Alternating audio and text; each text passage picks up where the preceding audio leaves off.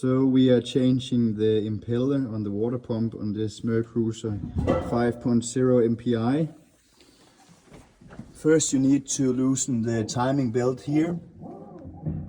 After loosening the timing belt, take it off. Then you have to remove the cool fuel pump here. This is sitting down here normally.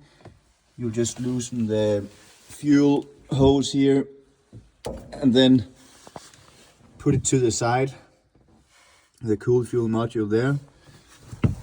After that, you have to remove this one sitting in here.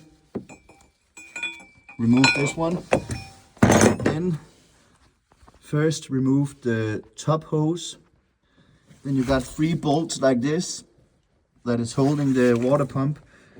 Remove all 3 and then you can take off. So you have 1 bolt here, 1 bolt down there, this one, and then on the upper side. And when you have removed the top hose, you can get your hand down there and loosen the last one. So 3 bolts, and then you can take out the water pump.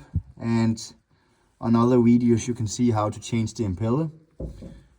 Then when putting it back on, put on the down hose first, then apply the 3 bolts and put it all together again. Yeah, and this one, you'll also have to remove this from this hose down there. Yeah, so good luck out there. It's a fun little task. I think it took me 2 hours to remove, and now I'm 1 hour into putting it back together again. So it's a 4 to 5 hours job.